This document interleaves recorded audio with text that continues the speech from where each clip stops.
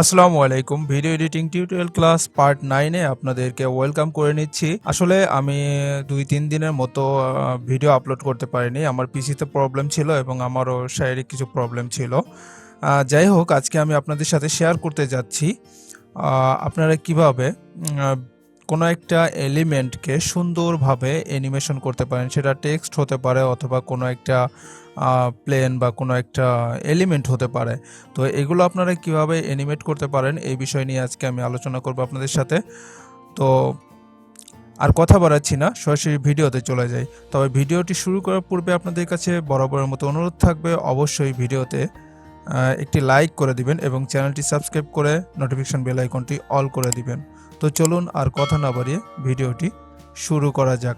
আর যারা Facebook page থেকে ভিডিওটি দেখছেন তারা অবশ্যই ফেসবুক পেজটি ফলো করে রাখবেন। আপনারা ভিডিও ঠিকই দেখেন, বাট আপনারা কিন্তু পেজটি ফলো করেন না বা লাইক করেন না।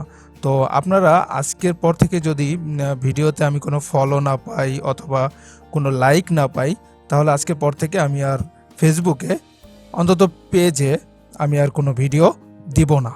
এটাই আমি চিন্তা করলাম আর কি। যেহেতু আমার কোনো বেনিফিট আসতেছে না, সেহেতু আমি কেন অযথা ফেসবুক পেজে আমি ভিডিও আপলোড করব। তো যাই হোক বন্ধুরা, আর কথা বলাচ্ছি না, সরাসরি ভিডিওতে চলে যাই। Welcome back to our computer screen. তো আশা করি আপনারা আমার কম্পিউটার স্ক্রিনটি দেখতে পাচ্ছেন। তো এখন আমি মাউসে রাইট ক্লিক করে এখান থেকে একটা সিকোয়েন্স ক্রিয়েট করে নিব। তো সিকোয়েন্স ক্রিয়েট করে আমি একটা সিকোয়েন্স ক্রিয়েট করে নিলাম। দেন এখান থেকে একটা কালার ম্যাট নিব। তো সেমভাবে আমি এখান থেকে একটা কালার ম্যাট নিয়ে নিচ্ছি। দেন কালারটা দিচ্ছি আমি এই টাইপের একটা কালার দিচ্ছি। দেন ওকে করে দিলাম। তো ওকে করে দেওয়ার পরে আমি এই কালার ম্যাটটাকে এই পাশে নিয়ে আসি। তো আমি এটা একটু বড় করে দিলাম, ঠিক আছে। তো বড় করে দেওয়ার পরে আমি এখানে একটা ইমেজ নিয়ে আসব। তো আমি এই ইমেজটা ডেস্কটপে রেখেছিলাম, এখান থেকে ইমেজটা নিয়ে আসলাম। আনার পরে আমি এখানে ওকে করে দিলাম, ঠিক আছে, মানে উপরে উঠিয়ে দিলাম। তো উঠিয়ে দিয়ে আপনারা দেখতে পাচ্ছেন যে ইমেজের যে সাইজটা এই যে, তো আমি এটার উপর ক্লিক করব। ক্লিক করার পরে এটাকে একটু ছোট করব। তো ছোট করে আমি এই সাইডটা রেখে দিলাম, ঠিক আছে। তো রেখে দেওয়ার পরে আমি একটু আপনাদেরকে দেখাই। তো ধরেন আমি এইখান থেকে আপনার এইটুকু রাখলাম, এরেজার টুল দিয়ে এটুকু কেটে দিলাম। তো কেটে দেওয়ার পরে আমি এটাকে রিমুভ করে দিই। আপনারা দেখতে পাচ্ছেন যে এই যে ফুটেজটা, মানে যতটুকু আমি কেটেছি, এটাকে আমি কিবোর্ডের অল্ট প্রেস করে এপাশে ড্র্যাগ করে এনে ছেড়ে দেব। ছেড়ে দিলে এটা আরেকটা কপি হলো। তো কপি হওয়ার পরে আমি যদি এটাকে ধরেন এতটুকু নিয়ে আসি, আনার পরে একটু এতটুকু যখন আমি এতটুকু আনার পরে এটা একটু বড় করে দিলাম। তো বড় করার পরে আমি ধরেন আপনাদেরকে কয়েকটা কপি করে দেখাই। যেমন এখান থেকে আমি আরেকটা কপি করে নিলাম, ঠিক আছে। নেওয়ার পরে আমি এই ফুটেজটাকে এখন ড্র্যাগ করে ধরেন এদিকে একটু আনলাম, আনার পরে একটু বড় করে দিলাম, ঠিক আছে। দেন সেম আর একটা কপি করলাম। তো কপি করার পরে আমি এই সাইডে রাখলাম। রাখার পরে এইটা এখন আমি ধরলাম, ধরার পরে এইটাকে ধরেন এই সাইডে নিয়ে আসলাম। দেন আমি একটু ছোট করে দিলাম, ঠিক আছে। দেওয়ার পরে ধরেন এটাকে আমি আরেকটা কপি করলাম অল্ট প্রেস করে। তো কপি করার পরে আমি ধরেন এরকম রাখলাম। তো রাখার পরে ধরেন এই ফুটেজটাকে আমি এখন আস্তে করে বাহিরে পার করে দিব, ঠিক আছে। দেন আপনারা এখন দেখতে পাচ্ছেন যে এটা অলরেডি একটা অ্যানিমেট আকারে দেখাচ্ছে। দেখেন আমি যদি প্লে করি তাহলে দেখেন অ্যানিমেট আকারে দেখাচ্ছে, তাই না? তবে এই সেম কাজটা আমি আরেকবার দেখাই আপনাদের। দেখেন এই যে দেখছেন, একটা একটা পর ফ্রেম পার হলে এভাবে আসতেছে, এই যে দেখেন এইভাবে। তো এই কাজটাই যদি আমি প্রিমিয়ার প্রোর মাধ্যমে একটা টগল অ্যানিমেশনের মাধ্যমে করে দেখাই, তাহলে আপনাদের কাছে কতটা সহজ মনে হবে আপনারা একটু দেখতে পাবেন। তো ধরেন আমি এটা রিমুভ করে দিলাম। রিমুভ করে দেওয়ার পরে এই ফুটেজটাকে আমি এখানে আবার নিয়ে আসলাম। তো আনার পরে আমি এটাই যখন ক্লিক করলাম, দেন এখান থেকে আমি চলে যাব ইফেক্ট কন্ট্রোলে, ঠিক আছে। ইফেক্ট কন্ট্রোলে আসার পরে আপনারা এই পাশে দেখতে পাচ্ছেন যে মোশন। তো মোশন যখন আছে, তো এই মোশনের এইখানে ক্লিক করে দেখেন এইখানে আছে আপনার পজিশন, তারপরে স্কেল।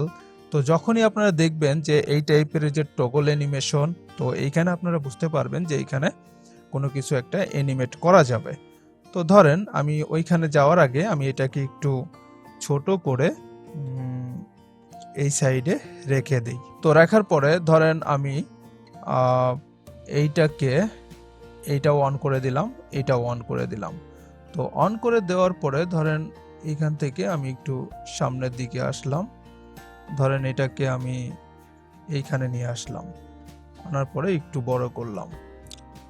দেন এইখান থেকে আমি যদি আরেকটু সামনে যাই তাহলে ধরেন এইখানে আনার পরে আমি এখানে আবার একটা কিফ্রেম অ্যাড করলাম।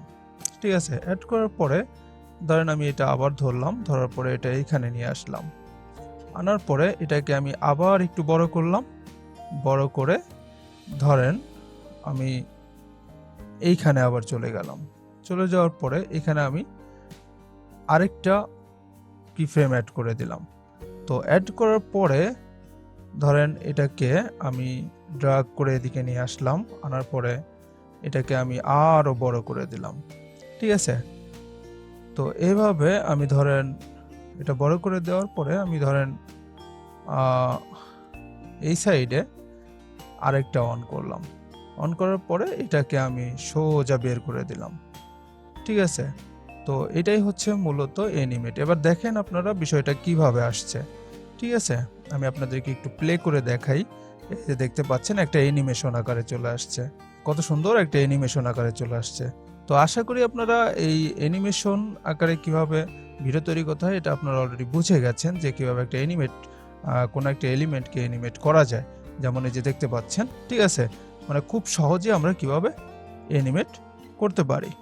ঠিক আছে, তো এখন যদি আমি আপনাদেরকে এটা কেটে দিয়ে আমি যদি একটা টেক্সটের মাধ্যমে দেখাই যে টেক্সটে আপনারা কিভাবে ফেড ইফেক্ট দিতে পারেন, এটা যদি দেখাই তাহলে আপনারা একটু দেখতে পাবেন।